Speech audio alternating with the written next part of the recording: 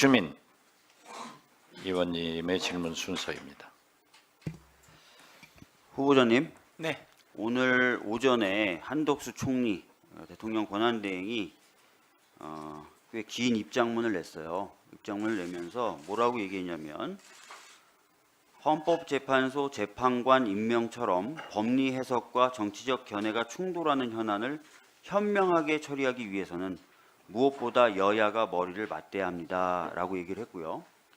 아울러 우원식 국회의장님을 중심으로 우리 국회가 헌법과 법률에 부합하는 해법을 마련해 주실 것을 간절히 기대하고 있습니다. 라고 얘기했습니다.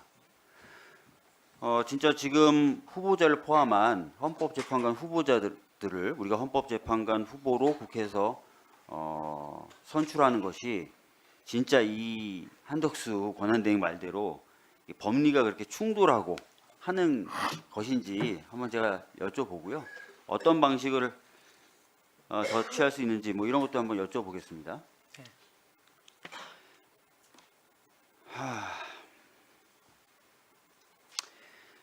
우리 헌법은 국회 의사결정 방법으로 어떤 걸 채택하고 있습니까? 국회 의사결정 방법을 예, 우리 헌법은 국회의 의사결정 방법으로 어떤 것을 채택하고 있습니까? 국회의원들의 의사 표현은 표결 방식을 하고 있는 것으로 알고 있습니다. 표결을 어떻게 한다고 돼 있어요?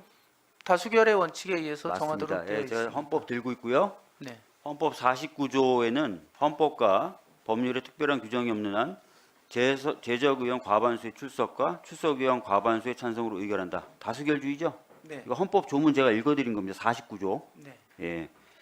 자, 우리 헌법이 왜 다수결의 원칙을 이렇게 명문으로 규정을 했을까요? 국회에서 이렇게 다수결의 원칙을 따라야 된다, 따르면 된다 이렇게. 물론 소수자의 의견도 검토를 해서 서로 간에 국회에서 합의로 이루어지면 좋은 거지만 민주주의의 기본적인 원칙이 다수결에 의해서 결정되는 것을 전제로 해서 규정된 내용이 아닌가 그렇게 생각을 합니다. 맞습니다. 대부분의 헌법 교과서에서 그렇게 설명을 합니다. 아이고 만장일치, 전원 합의 너무 좋지. 그러나 그게 사실상 가능한 경우가 몇 경우나 있겠어.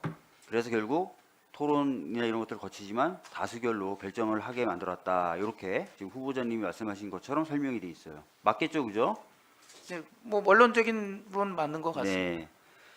자, 아까도 말씀하셨지만 헌법재판소 재판관 9명 중에 3인 헌법 111조 제3항에 따라서 국회에서 선출하는 자를 대통령이 임명하죠?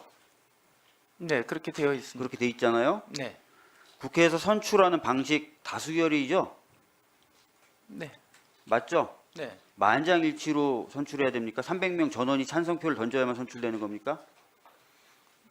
만장일치라는 방법이 제일 의사의 합치가 있었기 때문에 제일 좋은 방법이긴 하지만 그게 안 된다면 결국은 각자의 의사를 표출하는 방식에 의해서 정해진다고 생각을 합니다. 그렇죠. 다수결의 원칙에 따라서 결정하게 되는 거죠. 49조에 따라서. 네, 자, 그러면 헌법 111조하고 헌법 49조를 엮어서 종합해서 해석해 보면 재판관 3명은 국회에서 추천하는 자를 대통령이 임명을 하는 거고 국회에서 선출하는 방식은 다수결의 원칙에 의한다. 이렇게 해석하면 되겠죠?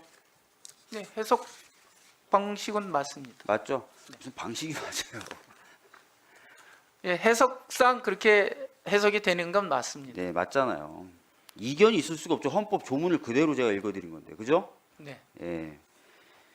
자, 그래서 저희가 지금 인사청문회를 거치고 아마 뭐 26일이 됐든 국회에서 아마 표결을 해서 다수결의 원칙에 의해서 선출을 하면 대통령 임명하면 되는 거고 헌법에 여기에 더해서 아까 말씀드렸던 것처럼 헌법에 여기에 더해서 꼭 여야가 합의돼야 된다. 이런 내용 없죠?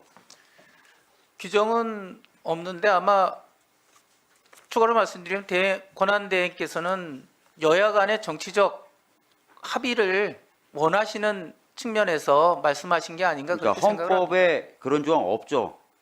그런 조항은 없습니다. 법률에도 그런 조항 없죠? 법률에도 없는 것으로 알고 있습니다. 자, 제가 아까 한덕수 권한대행 말 읽어드렸잖아요. 헌법과 법률에 부합하는 해법. 저는 그 부분에 관해서는 후보자님, 제가 헌법과 법률에 따르면 다수결에 의해서 국회가 선출하면 대통령 또는 권한대행이 임명하면 되는 거죠. 그럼 헌법과 법률에 부합하는 거죠. 네, 적법적인 절차를 준수했다면 부합한다고 생각을 그렇죠. 합니다. 그죠? 부합하는 거잖아요. 그죠? 그리고 저희가 지금 그렇게 하고 있는데도 한덕수 권한대행은 계속 뭔가 더 해야 된다고 자꾸 얘기하는 거예요.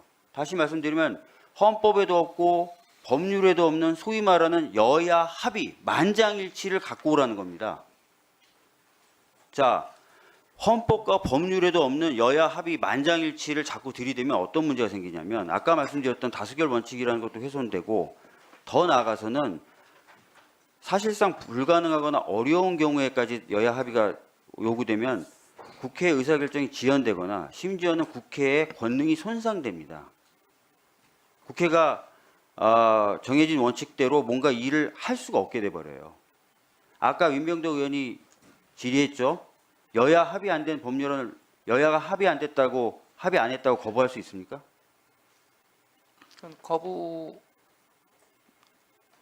거부권의 범위 내에 있는지 여부에 대해서는 그러니까 그렇게 여야 생각은 안 합의가 안 되면 법률안 무조건 거부하고 여야 합의 안 되면 국회가 선출한 사람 다 임명 거부하고 그런 게 헌법과 법률에 없는 거잖아요.